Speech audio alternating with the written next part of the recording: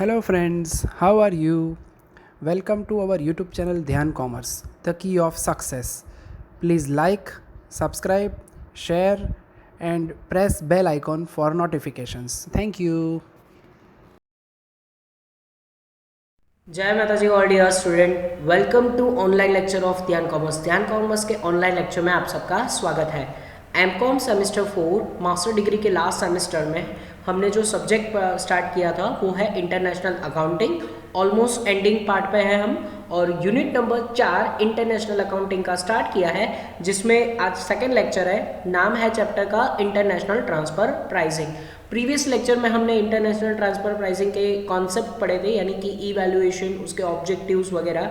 आज हम उसमें और टेक्निकल क्वेश्चन पे जाएंगे जो एग्जाम पॉइंट ऑफ व्यू बहुत ही इंपॉर्टेंट है, जैसे कि आर्म लेंथ प्रिंसिपल। यही आर्म लेंथ प्रिंसिपल से ही ट्रांसफर प्राइसिंग इंटरनेशनल लेवल पे वर्क कर रहा है। तो आज उसके बहुत ही इंपॉर्टेंट क्वेश्चन देखेंगे और ये चैप्टर एंडिंग होगा तो फिर उसके इंपॉर्टेंट एमसीक्यू। तो चलिए इंटरनेशनल अकाउंटिंग का चैप्टर स्टार्ट कर रहे हैं हम, इंटरनेशनल ट्रांसफर प्राइसिंग। चलिए, तो इंटरनेशनल ट्रांसफर प्राइसिंग के आज के लेक्चर में प्रीवियस लेक्चर के 3 क्वेश्चन के बाद अब अगर सीक्वेंस देखने जाओ तो क्वेश्चन नंबर 4 की बारी है, that is explain the arm length principle for a transfer pricing. देखो, आपको आर्म लेंथ प्रिंसिपल जो यूज़ किया जाता है, जो कि मैंने आगे प्रीवियस लेक्चर में बताया था, यूएसए ने डेवलप किया है ये कॉन्सेप्ट। और तो ये कॉन्सेप्ट कैसे ट्रांसफर प्राइसिंग के लिए वर्क करता है, ये वाले क्वेश्चन में हम देखेंगे। चलिए, तो सबसे पहले पैराग्राफ में उसका छोटा सा introduction. The concept of transfer pricing is simplified, cannot be complete without a proper understanding of arm length principle। देखो, ट्रांसफर प्राइसिंग का कॉन्सेप्ट अधूरा है अगर आपने आर्म लेंथ प्रिंसिपल ठीक से नहीं किया हुआ है। तो आर्म लेंथ प्रिंसिपल का मीनिंग क्या निकालेंगे हम? तो ये एक तरह का प्राइस डिसाइड करने का एक सिस्टम है आर्म लेंथ प्रिंसिपल का, अगर हमें समझाऊँ तो जो प्राइस इंटरनेशनल लेवल पे भी दो कंट्री, अगर एक कंट्री की कंपनियां हैं जो एक दूसरे के साथ मैनेजमेंट से एसोसिएट कर रही है, या फिर ऐसा मान लो कि एसोसिएट एक टाइम पे नहीं भी कर रही है, तो भी उनको जो प्राइस डिसाइड करनी है ना, ट्रांसफर प्राइस, वो आर्म लेंथ प्रिंसिपल बेस उनको करनी चाहिए। चलिए, तो let's see the meaning of transfer pricing के लिए जो मेथड यूज़ की जाती है, आर्म लेंथ प्रिंसिपल। तो आर्म लेंथ प्रिंसिपल का एक छोटा सा मीनिंग यहाँ पे इन्वर्टेड कॉमा में आपको दिया गया है, तो उसको अच्छी तरीके से समझो, क्योंकि मीनिंग समझ लोगे तो उसमें आपको लिखने में प्रॉब्लम नहीं होगी। तो सबसे पहले meaning, entity that are related via management control or capital in their control transactions should be agreed the same terms and condition which would have been agreed between non-related entities for the comparable uncontrolled transactions। देखो, ये थोड़ा सा meaning difficult हो सकता है, पर उसको छोटे छोटे सेंटेंसेस में समझेंगे। जो एंटाइटीज़ रिलेशन में होती है वाया मैनेजमेंट और कंट्रोल, सपोज फॉरेन की कंपनी है, वो आपकी इंडिया की कंपनी में मैनेजमेंट से जुड़ी हुई है या फिर उनका कंट्रोलिंग है, ठीक है। तो दो कंपनी एक दूसरे के साथ एसोसिएटेड कंपनी हुई, उनके कंट्रोल ट्रांजेक्शन हम कैसे कह सकते हैं? जब हम एक दूसरे के साथ ट्रांजेक्शन करें, हमारी इंडिया की ए कंपनी हो और फॉरेन की यूएसए की बी कंपनी हो, दोनों एक दूसरे के साथ ट्रांजेक्शन करें, जब टर्म्स एंड कंडीशन हम सेम रखें, मतलब अगर मैं वो ट्रांजैक्शन किसी और कंपनी के साथ भी करूँ, सपोज मेरी कोई सी कंपनी है, जापान की कंपनी, उसके साथ जब मैं ट्रांजैक्शन करूँ, तो मतलब इंटरनेशनल लेवल पे अगर मैं किसी भी कंट्री की कोई भी कंपनी के साथ मैं ट्रांजैक्शन करूँ तो सेम टर्म्स एंड कंडीशन रखूँ, तो उसको कंट्रोल ट्रांजैक्शन बोला जाता है। कैसे ट्रांजैक्शन बोला जाता है? Control transaction. तो आर्म लेंथ प्रिंसिपल यही कह रहा है कि अगर आप सेम टर्म्स एंड कंडीशन रखोगे तो it is arm length principle. मैं अमेरिका के लिए अलग टर्म्स एंड कंडीशन, जापान के लिए अलग टर्म्स एंड कंडीशन रखूँ तो वो आर्म लेंथ प्रिंसिपल नहीं है। तो यहाँ पे यही बताया गया है। Even it is not a related entity, जब अनकंट्रोल ट्रांजेक्शन करो, मतलब जहाँ पे कोई मैनेजमेंट से अगर आपकी कंपनी के साथ जुड़ा हुआ नहीं है, फिर भी आप उसके साथ सेम टर्म्स एंड कंडीशन से ट्रांजेक्शन करो, यानी कि कंट्रोल ट्रांजेक्शन करो या अनकंट्रोल, पर टर्म्स एंड कंडीशन अगर सेम रखो तो वो आर्म लेंथ प्रिंसिपल कहलाएगा, ठीक है। तो आर्म लेंथ प्रिंसिपल का इन शॉर्ट मतलब हम क्या निकाल सकते हैं? चाहे आपके साथ कोई कंपनी कंट्रोल या जुड़ी हुई हो या ना हो, पर आप टर्म्स एंड कंडीशन सेम रखो तो वो आर्म लेंथ प्रिंसिपल होगा। चलो, मैंने इसको अच्छी तरीके से समझा दिया है। अब यही डेफिनेशन को थोड़े से और पैराग्राफ वाइज समझने की ट्राई करेंगे। Even to simplified that the above definition, देखो ऊपर की डेफिनेशन को और एक्सप्लेनेशन करने के लिए यहाँ पे पैराग्राफ में सेंटेंसेस दिए हुए हैं, जिसमें सबसे पहला here the explanation to understand it with the more clearly the arm length principle of transfer pricing state that the amount is charged by any related party to another for a given a product must be the same as if it is but parties were not related। देखो कोई भी party आपके साथ related हो या ना हो, पर हाईलाइट मैंने यहाँ पे वर्ड किया हुआ है ना, amount charge by one related party. आप वो पार्टी के पास से जितना अमाउंट चार्ज करोगे वो अगर सेम कंडीशन पे आप दोगे तो उसको आर्म लेंथ प्रिंसिपल बोला जाएगा। Last sentence, arm length pricing of transactions are there for what the price of that transaction would not be an open market, यानी कि आप प्राइस कौन सी लोगे, तो जो ओपन मार्केट में जो प्राइस चल रही होती है आपको वही प्राइस चार्ज करनी चाहिए। तो यही हमारा प्रिंसिपल कह रहा है। सपोज इंडिया में मेरी जो चीज़ मैं बेच रहा हूँ, सपोज मैं कार मैन्युफैक्चरिंग कंपनी हूँ और मैं मेरी कार इंडिया में 15 लाख से बेच रहा हूँ फॉर एन एग्जाम्पल, तो मुझे वही प्राइस फॉरेन के पास से भी चार्ज करनी चाहिए। ये आर्म लेंथ प्रिंसिपल कह रहा है, समझ रहे हो। तो आपकी जो अमाउंट है वो ओपन मार्केट में जो चल रही है वही आपको कंसिडर करना चाहिए। जैसे कि अगर मैं 15 लाख की कार किसी ऑस्ट्रेलियन कंपनी को वही कार बेच रहा हूँ तो मैं 15 लाख चार्ज करूँगा इंडियन रुपीज़ में, फिर उसको ऑस्ट्रेलियन डॉलर में सिर्फ कन्वर्ट किया जाएगा, पर 15 लाख प्राइस सेम रखूँ तो उसको आर्म लेंथ प्रिंसिपल बोला जाता है। ठीक है, तो इतना अच्छी तरीके से अगर मीनिंग समझ लिया है तो उसमें जो कंटेंट लिखना है आगे आपको प्रॉब्लम नहीं हो सकता। चलिए अब आर्म लेंथ प्रिंसिपल को थोड़ा सा और डिटेलिंग वाइज देखने जाएंगे। आप चाहो तो ये जो पैराग्राफ पूरा मैं समझा रहा हूँ उसको सेंटेंसेस बना के भी आराम से लिख सकते हो, तो आपका कंटेंट जो है आंसर का थोड़ा सा बढ़ जाएगा, पर इसमें ज़्यादा आप गप्पे नहीं लगा सकते। एग्जाम्पल आप अपने हिसाब से 2-3 लिख सकते हो, तो एग्जाम्पल 2-3 एग्जाम में दे देने का, उसमें ए और बी करके दूसरी अलग अलग कंट्री का एग्जाम्पल आप दे सकते हो। चलिए फर्स्ट पैराग्राफ में यहाँ पे ध्यान, the concept of arm length derives the meaning of independent relationship share with the independent parties. कोई आपके ऊपर डिपेंडेंट नहीं है, ऐसी कंट्री की पार्टीज या ऐसी कंपनी के साथ भी अगर आप डील कर रहे हो तो आर्म लेंथ प्रिंसिपल वहाँ पे यूजफुल होगा। Unlike the business transaction between related parties, the transaction between unrelated parties are done at an open market price, and accordingly arm length price dominators the price of should have been charged between related parties and those parties were not related each other। देखो arm length principal का ये जो second sentences है वो ये बताना चाह रहा है कि अगर आपका बिजनेस कोई ऐसी रिलेटेड पार्टी के साथ ट्रांजेक्शन कर रहा है या फिर किसी अनरिलेटेड पार्टी के साथ ट्रांजेक्शन कर रहा है ओपन मार्केट में, तो उसकी जो प्राइस है ना वो आपको आर्म लेंथ प्राइस ही रखनी चाहिए। जैसा मैंने आपको बताया ना कि आप 15 लाख की कार अगर सेल कर रहे हो तो आप अगर अपनी किसी एसोसिएट कंपनी के साथ, यानी कि फॉरेन में यूएसए में आपकी ही कंपनी है, उसको भी 15 लाख में अगर आप दे रहे हो ओपन मार्केट प्राइस के हिसाब से, तो कोई जापान की अगर आपके साथ अनरिलेटेड कंपनी है या ऑस्ट्रेलिया की अनरिलेटेड कंपनी है या फ्रांस की कोई कंपनी है, उसको भी आप कार वही 15 लाख से दो तो वो आपके लिए आर्म लेंथ प्राइस बताएगा। वो ओपन मार्केट जो प्राइस है ना वो आर्म लेंथ प्राइसेस कहलाता है। तो आप अपनी एसोसिएट या फिर नहीं एसोसिएट कंपनी के साथ वही प्राइस से ट्रांजेक्शन करो, तो उससे क्या होगा, डोमिनेटर्स जो प्राइस है वो रिलेटेड पार्टी और नॉट रिलेटेड पार्टी होगी तो वो आपका डोमिनेंस नहीं होगा, मतलब आपकी रेपुटेशन इन इंटरनेशनल मार्केट में अच्छी रहेगी। तो यही ये प्रिंसिपल हमें समझाना चाह रहा है। अच्छा, ये आप सोचो कि सर ये आर्म लेंथ प्रिंसिपल दिया किसने, ये यूएसए बेस्ड है। अगर ये यूएसए ने सेक्शंस इसका इशू करके ये आर्म लेंथ प्रिंसिपल प्रोवाइड किया है, तो जो डेफिनेशन आर्म लेंथ प्राइस है वो किसने दिया है, तो आपको यहाँ पे दिख रहा है the definition of ALP that is arm length price is defined as organisation of economic cooperation and development. OECD याद ही रख लो, OECD क्या है, organisation for economic cooperation and development. Transfer pricing guidelines means a price which is transaction between person another associate enterprise are carried out uncontrolled circumstances. अगर uncontrolled circumstances है यानी different company है, अगर वो आपके पास से वो प्रोडक्ट मांग रही है तो आप वही प्राइस से दोगे, तो ये आपका आर्म लेंथ प्राइसिंग हुआ। तो ये किसने डिसाइड किया है, OECD का मतलब organisation for economic cooperation and development. ये एक तरह का ऑर्गेनाइजेशन है जिन्होंने ये arm length price principle develop किया है। ये इसकी ज़रूरत पड़ी क्यों एक्चुअली, तो जब ऐसा बहुत सारे कंट्रीज़ ऐसी थी जिसको टैक्स में प्रॉब्लम हो रहा था, नुकसान हो रहा था। सपोज़ अगर मेरी कंट्री है इंडिया है, अगर बाहर की कंपनी इंडिया में आके वर्क करने लगे और वो वही प्राइस से इंडिया में बेचने लगे तो इंडिया को टैक्स में कई बार नुकसान होता था, और टैक्स में नुकसान होने के कारण ये ऐसे कंसेप्ट डेवलप किए गए हैं। ठीक है, तो ये जो हमारा सेकेंड चैप्टर आएगा ना इंटरनेशनल टैक्सेशन, ये भी इसके साथ जुड़ा हुआ है, तो उसमें भी हम दोबारा ये चीज़ समझेंगे। चलिए अभी के लिए सेकेंड सेंटेंस में ध्यान।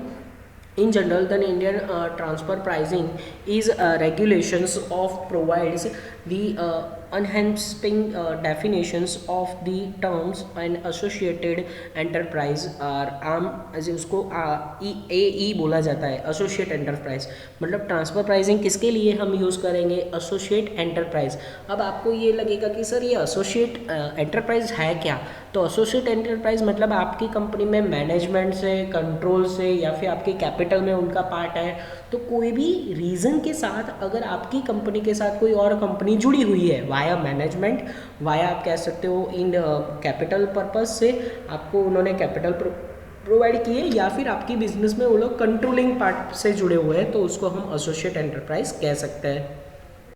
चलो लास्ट में आर्म लेंथ प्रिंसिपल अगर आपको समझाना है तो उसकी मेथड को टू द पॉइंट शॉर्ट में आप समझा सकते हो, क्योंकि ट्रांसफर प्राइसिंग का अगर आपको ऐसा क्वेश्चन पूछ रहे हैं तो साथ में उसमें कंटेंट के लिए आपको मेथड समझानी ज़रूरी है।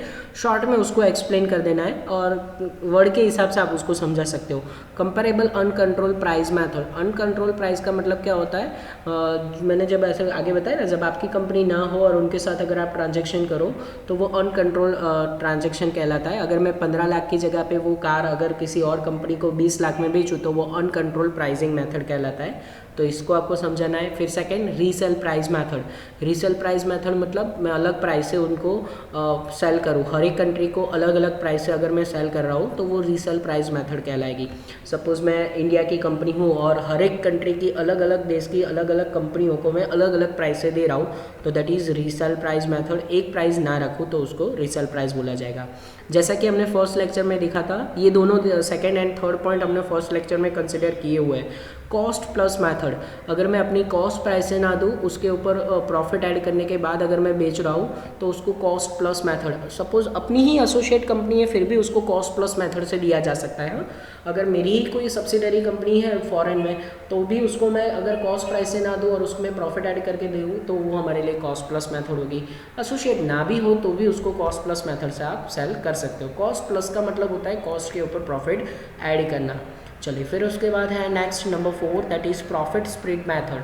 प्रॉफिट स्प्लिट मेथड का मतलब ही नाम ही यही है कि अगर आप कंट्री के हिसाब से अगर उनकी करेंसी हाई है, जैसे कि अगर यूरो हमारी कंट्री की करेंसी से बहुत हाई है, अगर मैं फ्रांस को या फिर वो कंट्री में अगर बेच रहा हूँ तो मैं और ज़्यादा प्राइस हाई करूँ, जैसे मुझे प्रॉफिट हो, मेरी इंडियन कंपनी को प्रॉफिट हो, ऐसा अगर मैं करूँ तो उसको प्रॉफिट स्प्लिट मेथड बोला जाता है, मतलब ज़्यादा प्रॉफिट उसमें चार्ज करना। चलो next method that is transactional net margin method, यानी कि ये हमें कह रहा है कि आपका जो प्रॉफिट मेकिंग है आप ऐसे रखो कि जिसमें आपको हर एक कंट्री में से थोड़ा थोड़ा फ़ायदा मिले, यानी कि मार्जिन जो है आपका प्रॉफिट का अच्छा रहे, तो उस हिसाब से आप सेल करो, जैसे कि इंटरनेशनल का कॉन्सेप्ट हमें बता रहा है। ठीक है, तो ट्रांजेक्शनल नेट मार्जिन मेथड का मतलब आप अपना ऑल ओवर गेन देख रहे हो। ठीक है, चलो तो ये फर्स्ट जो आज के लेक्चर का क्वेश्चन था, क्वेश्चन नंबर 4 ट्रांसफर प्राइसिंग, वो खत्म हो रहा है। अब उसके साथ कनेक्शन में है question number 5, explain significance that is importance और limitation of arm length principle. ये जो प्रिंसिपल इंटरनेशनल ट्रांसफर प्राइसिंग के लिए यूज़ किया जाता है उसमें क्या क्या फ़ायदे हैं, तो उसके एडवांटेजेस और लिमिटेशन दोनों पढ़नी है। तो सबसे पहले उसको पैराग्राफ में ध्यान।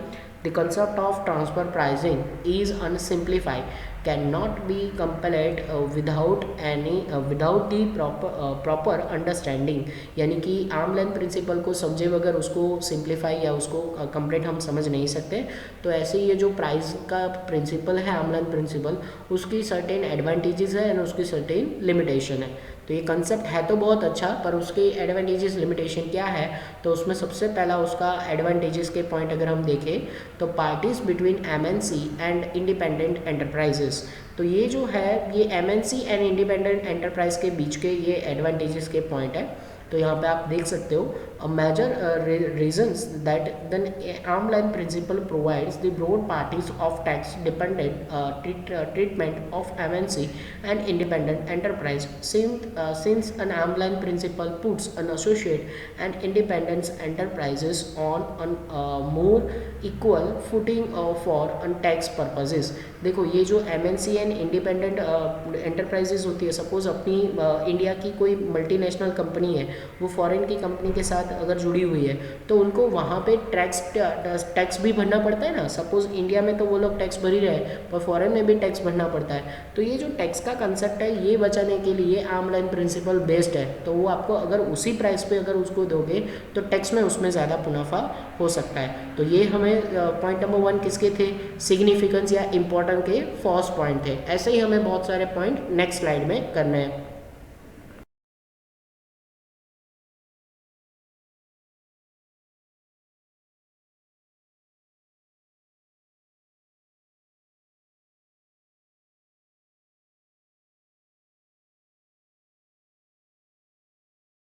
चलिए आर्म लेंथ प्रिंसिपल के और क्या क्या फायदे हो सकते हैं। तो उसमें नंबर 2 आ रहा है determines the real taxable profit, यानी कि आपका जो प्रॉफिट आएगा वो एक्चुअल प्रॉफिट आएगा अगर आप आर्म लेंथ प्रिंसिपल से वहाँ पर ट्रांसफर कर रहे हो। अनलकीली हमारे पास ऐसे इसकी सम नहीं है, हम सिर्फ थियोरी में पढ़ रहे हैं। अदरवाइज टैक्स कैसे बचता है आर्म लेंथ प्रिंसिपल से ये भी हम काउंट कर सकते थे।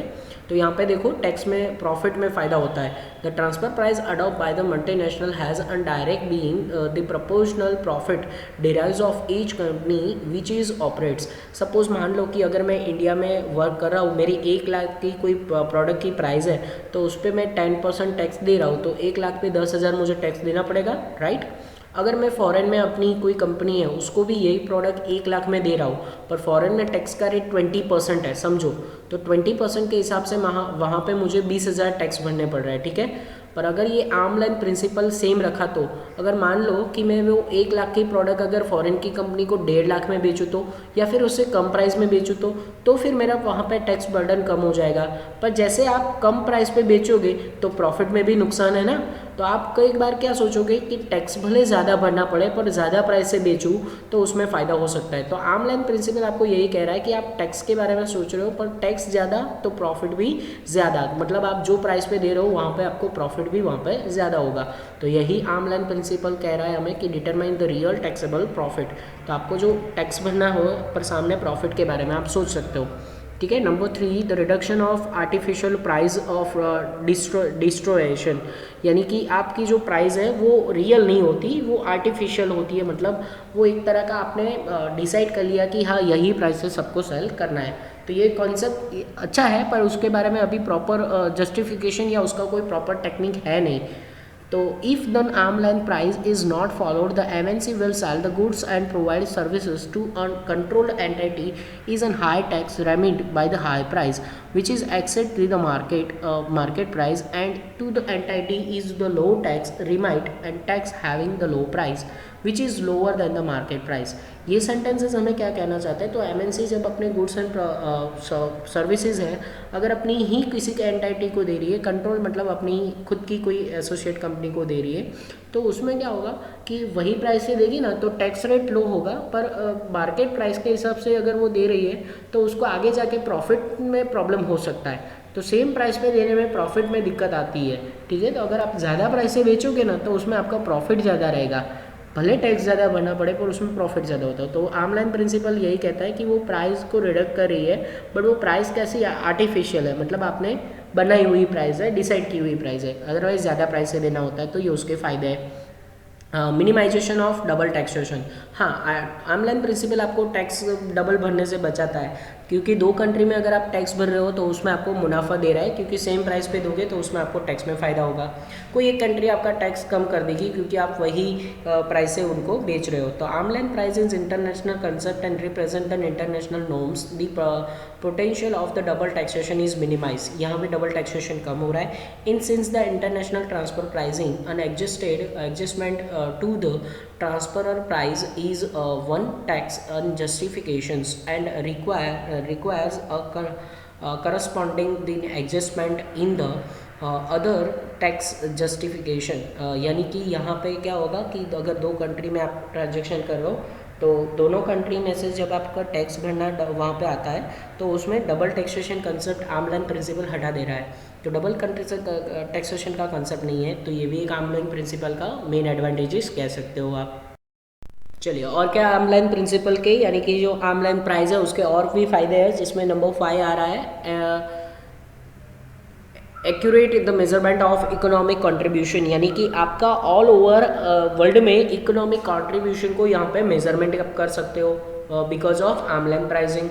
तो arm line pricing provide the accurate measurement of the fair market value of economic contribution units of an MNC. अगर एमएनसी के बहुत सारी कंट्री में यूनिट्स है, अगर बहुत सारी कंट्री में उनकी ब्रांचेस है, तो उसको आप इकोनॉमिक मेजरमेंट यहाँ पे कर सकते हो मार्केट वैल्यू के हिसाब से। The focus of APL is an ensure that the proper amount of income is attributed towards it is earn. देखो कितना आपने अर्निंग किया है ऑल ओवर वर्ल्ड में अलग अलग कंट्री के पास से, वो आप यहाँ पे मेजरमेंट कर सकते हो।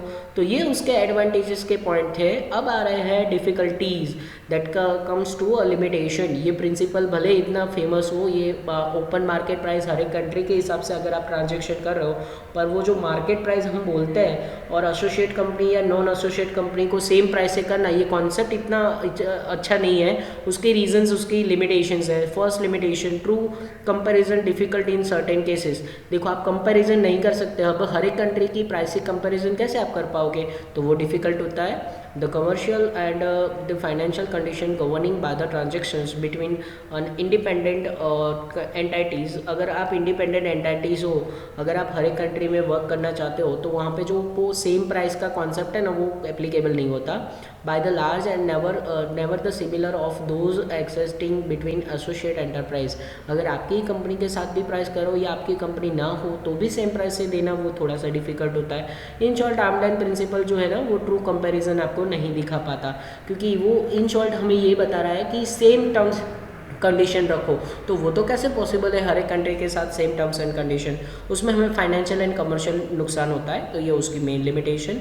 Second limitation, the availability of the data and reliability of the available data, यानी कि आप हर एक कंट्री की जो ओपन मार्केट प्राइस है, क्या उसका डेटा आपके पास आएगा तो वो डेटा सही होगा? क्या सही में अमेरिका में जो प्राइस वो लोग बोलेंगे हम वो प्राइस मान लेंगे उनकी ओपन मार्केट प्राइस? तो जो हमारे पास डेटा आता है वो भी सफिशिएंट नहीं होता। तो there may be a difficulty in getting uneducated and reliable information data in order to the arm line principle. ये जो प्रिंसिपल बोल रहा है कि चलो ये प्रोडक्ट की ये प्राइस ओपन मार्केट में पर्टिकुलर कंट्री में चल रही है, पर क्या वो डेटा सही रहेगा, वो रिलायबल होगा, वो ट्रस्टफुल डेटा होगा? बिल्कुल नहीं। तो उसमें रिलायबिलिटी और जो डेटा होता है वो हमारे पास सफिशिएंट डेटा नहीं होता, और वो सही कि गलत वो भी हम बता नहीं सकते। चलिए, उसकी सर्टेन बहुत सारी लिमिटेशन है। तो नेक्स्ट लिमिटेशन नंबर 4 आ रहा है, the absence of market price. देखो मैंने कहा ना कि परफेक्ट मार्केट प्राइस तो अब हर बार बदलती रहती है, तो जो मार्केट प्राइस का यहाँ पे कॉन्सेप्ट है वो थोड़ा सा अलग है और गलत भी है। There must be a reasonable और reliable comparable uncontrolled market price. देखो मार्केट प्राइस को हम कंट्रोल नहीं कर सकते, हर एक कंट्री की अलग अलग होती है। The arm line principle does not meet any condition because the nature of market price. देखो मार्केट प्राइस का तो हमेशा आपको पता है कि कई बार इंक्रीज होती है, कई बार डिक्रीज होती है, तो प्रॉपर उसमें कोई सिस्टम नहीं है कि चलो यही प्राइस से ट्रांजेक्शन करेंगे। कॉन्सेप्ट थियोरिकली अच्छा है पर प्रैक्टिकली वो थोड़ा सा डिफिकल्ट है।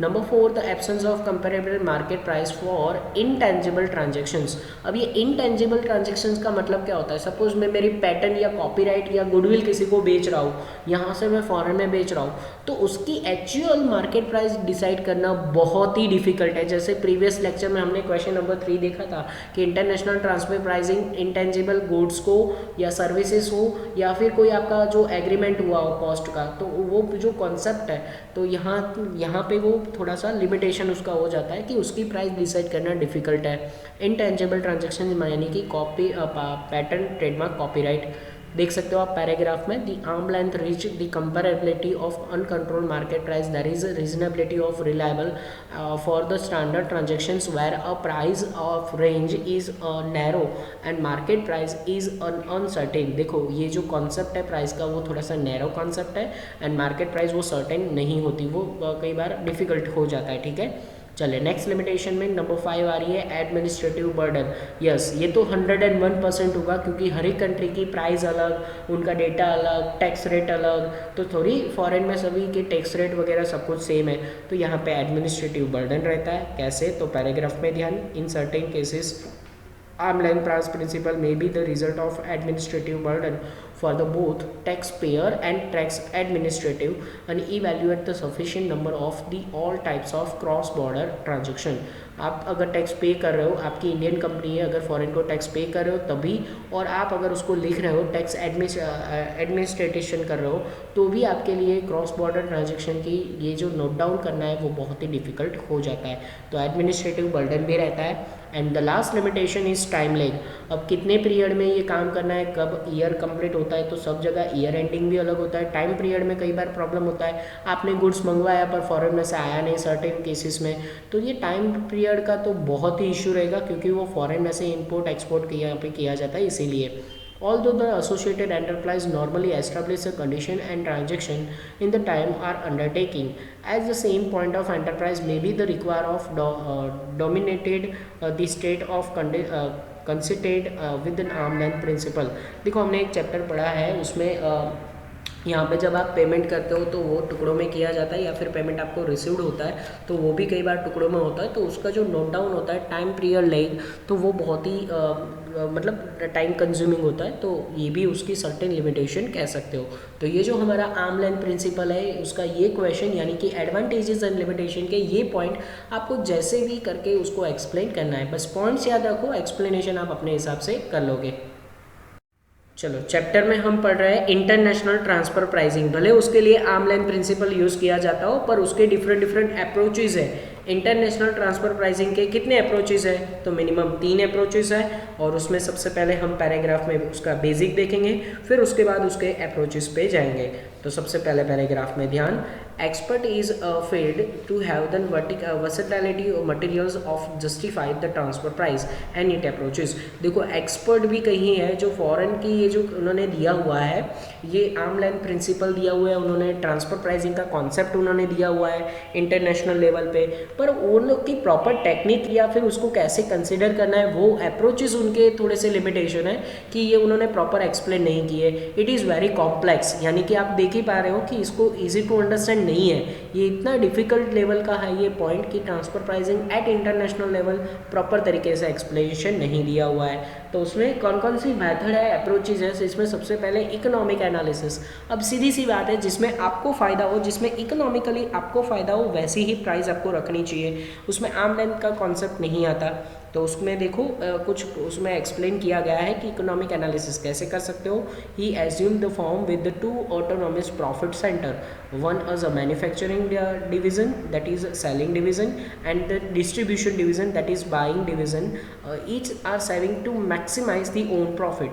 हर एक का आपको प्रॉफिट मैक्सिमाइजेशन का गोल होना चाहिए। The possibility of subject of ratings and rules are imposed by the all over management. देखो सपोज मैं इंडिया में हूँ और इंडिया में मैं मैन्युफैक्चरिंग कर रहा हूँ, सपोज मान लो कि चलो चाइना में हम मैन्युफैक्चरिंग कर रहे हैं और हमारा एक कंपनी चाइना में है, तो वहाँ पे मैन्युफैक्चरिंग करके वो फिर सेल करेंगे। तो अगर बाइंग है कोई जापान की कंपनी या ऑस्ट्रेलियन कंपनी, तो वो हमारा डिस्ट्रीब्यूशन डिविडेंड होता है। तो हर एक जो हमारा डिवीज़न है, सपोज मेरी भले कंपनी चाइना में मैन्युफैक्चरिंग कर रही हो और मैं बेच रहा हूँ जापान को, पर वो दोनों मेरे ही डिवीज़न है, तो मैं क्या सोचूंगा कि दोनों में मैक्सिमाइज मुझे प्रॉफिट हो। सपोज मैं चाइना में मैन्युफैक्चरिंग क्यों कर रहा हूँ, क्योंकि वहाँ पर मुझे मैन्युफैक्चरिंग कॉस्ट कम आएगी। अगर मैं डिस्ट्रीब्यूशन अमेरिका में या जापान में कर रहा हूँ, तो वहाँ से जो वो मेरा बाइंग डिवीज़न है अमेरिका और जापान, तो वहाँ से भी मुझे मैक्सिमम प्रॉफिट मिलेगा। तो फर्स्ट अप्रोचेज है of transfer pricing is economic analysis, यानी कि आप अच्छी तरीके से अपना इकोनॉमिक एनालिसिस करो, जिसमें आपको मैक्सिमम फायदा हो वही आप काम करो। मतलब मैन्युफैक्चरिंग भी आपको ऐसी कंट्री में करो जहाँ पे आपको प्रॉफिट मैक्सिमाइज हो, और सेलिंग भी उसी कंट्री को करो जहाँ पे आपको मैक्सिमम प्रॉफिट हो। तो सबसे पहला है economic analysis. Then the second one is mathematical analysis, mathematical program. अब मैथमेटिकल प्रोग्राम का मतलब यही होता है कि आप फोरकास्टिंग करो करो, स्टैटिस्टिक यूज़ करो, उसमें आपको जो कंट्री में ज़्यादा फायदा हो उसी को सेल करो। तो ट्रांसफर प्राइसिंग का सेकेंड अप्रोच है मैथमेटिकल प्रोग्रामिंग। कैसे, तो वो भी आप पैराग्राफ में देख सकते हो। Mathematical programming has been promoted by the many as an possible solution to some of the problem are encountered by the when applying economic model of transfer pricing. इसकी ज़रूरत पड़ती है जब हम किसी कंट्री के साथ ट्रांसफर प्राइसिंग करते हैं तो मैथमेटिकली प्रोग्रामिंग करना ज़रूरी है।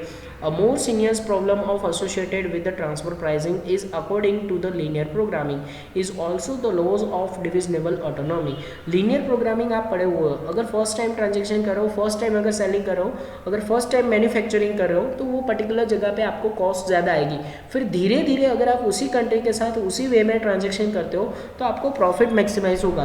तो लर्निंग लीनियर प्रोग्रामिंग हमें यही बताता है कि एक बार फर्स्ट टाइम पे कॉस्ट ज़्यादा आएगी, फिर धीरे धीरे उसमें कम होगा।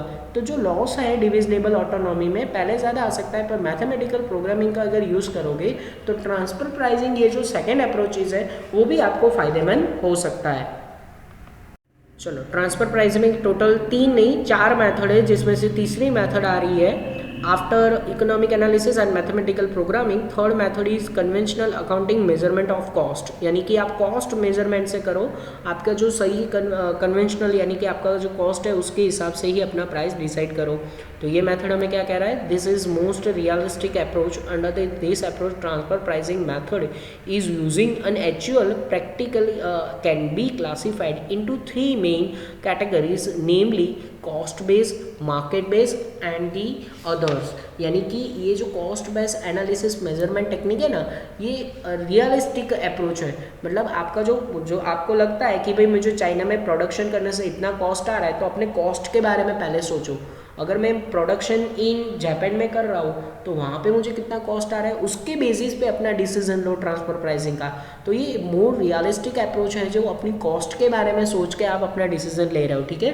तो इसमें भी 3 अलग अलग कैटेगरीज है, जिसमें mainly cost based, market based and others, यानी कि आप अपने कॉस्ट के बेस पे ही अपना मेजरमेंट कर सकते हो, अकाउंटिंग टेक्निक वही रखो।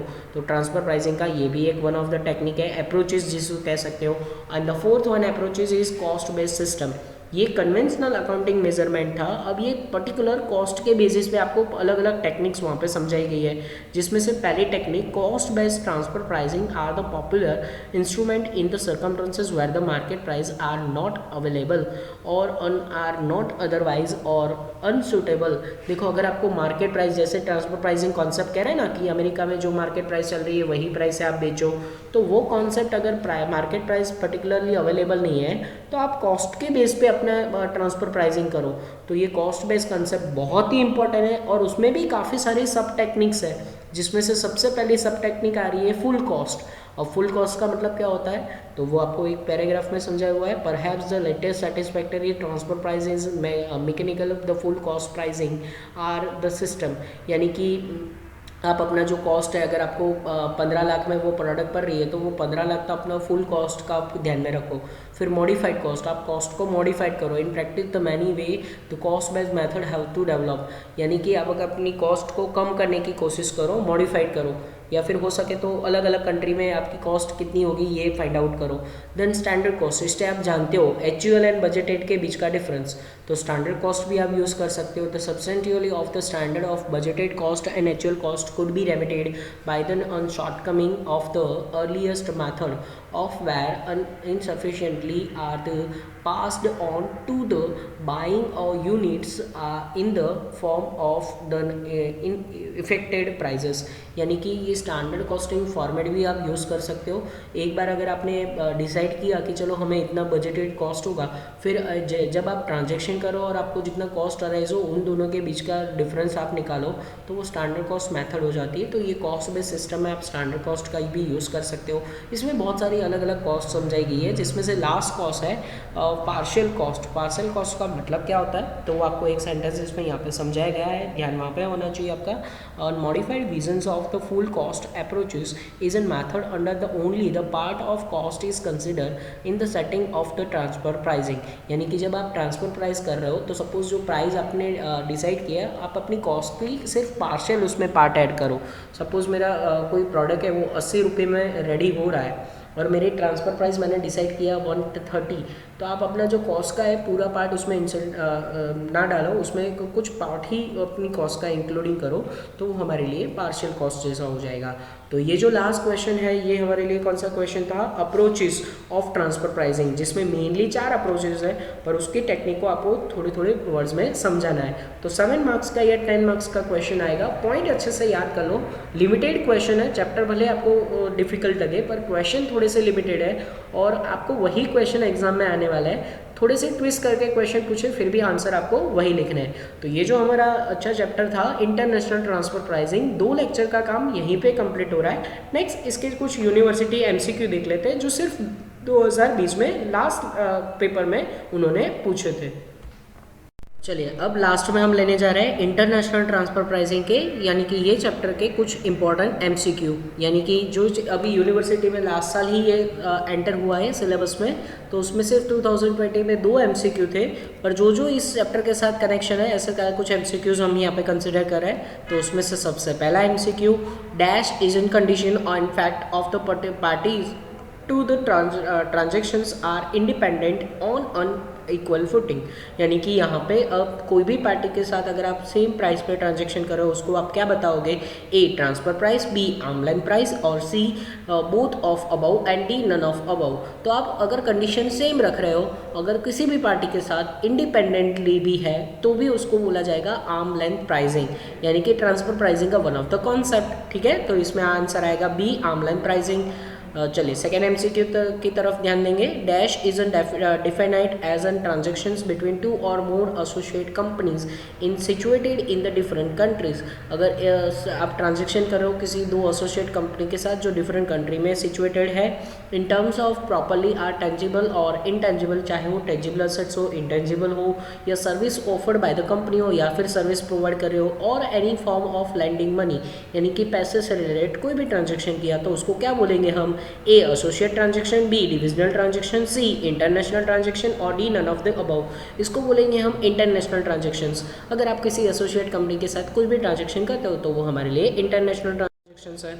चलिए एमसीक्यू के सफ़र में आगे बढ़ेंगे। अब बात आएगी MCQ number 3, the concept of arm length principles is used in. Arm length principle किस में यूज होता है, option A domestic transfer, option B international transfer, option C both of the above and D none of the above. Answer आएगा B international transfer. अगर आप international transfer करते हो तो ही आर्म लेंथ प्रिंसिपल की जरूरत पड़ती है ना। ठीक है, चलिए number 4, which of the following is not a method to calculate arm length principle price, यानी कि आर्म लेंथ प्राइस के लिए कौन सी मेथड नहीं है।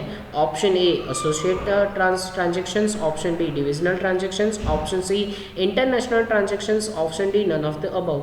तो इसमें से कौन सी मेथड नहीं है, इंटरनेशनल ट्रांजेक्शन। उसके लिए और भी कई मेथड्स यूज़ की जाती है। ठीक है, तो आर्म लेंथ प्राइसिंग की ये मेथड नहीं है। चलिए एमसीक्यू नंबर 5 पे नज़र डालेंगे। Number 5, the international transfer pricing comes into the pictures when a transactions take the place between 2 organization or a divisions is situated in। ट्रांसफर प्राइसिंग कब हमें ज़्यादा ज़रूरत पड़ती है, तो ऑप्शन ए सेम कंट्री हो, ऑप्शन बी डिफरेंट कंट्री हो, option C both of above हो, या D none of the above. तो सीधी सी बात है, जब डिफरेंट कंट्री की 2 अलग अलग ऑर्गेनाइजेशन हो तभी तो हमें ट्रांसफर प्राइस की रिक्वायरमेंट होती है। ठीक है, तो ये इजी आंसर नंबर बी। चलिए अब 2020 के भी लास्ट 2 एमसीक्यू ले लेते हैं, यानी कि सीक्वेंस के हिसाब से दिखने जाओ तो MCQ number 6, which of the following is a section is for a transfer pricing regulations, यानी ट्रांसफर प्राइस रेगुलेशन के लिए कौन सा सेक्शन अप्लाई होता है, सेक्शन 90, सेक्शन 91, सेक्शन 92 या सेक्शन 93। तो ट्रांसफर प्राइसिंग के लिए आप ये सेक्शन याद रखोगे, सेक्शन 92। तो ये एमसीक्यू उन्होंने पूछा था। एमसीक्यू नंबर 7 जो कि ऑल्सो 2020 का है, विच of the following is not a method of transfer pricing. भाई नीचे में से कौन सा ट्रांसफर प्राइसिंग का मेथड नहीं है, रीसेल प्राइसिंग मेथड वो भी है, कॉस्ट प्लस मेथड वो भी है, वो भी हमने देखा था। Number 3 cost profit split method वो भी है, और D none of the above. तो ये सारी मेथड है, इसीलिए ऑप्शन आएगा नन ऑफ दी अबव। तो ऐसे एमसीक्यू वो लोग इंटरनेशनल ट्रांसफर प्राइसिंग में रख सकते हैं। और इसी के साथ हमारा जो ये छोटा सा चैप्टर है थ्योरी का इंटरनेशनल ट्रांसफर प्राइसिंग, ये यूनिट यहीं पे कंप्लीट हो रहा है। बट इसके अलावा यूनिट नंबर 4 में इंटरनेशनल टैक्सेशन है। नेक्स्ट लेक्चर में उसके भी सफ़र को आगे बढ़ाएंगे। आज के लेक्चर का काम यहीं तक रखता है। ऑल द बेस्ट एंड जय माता जी।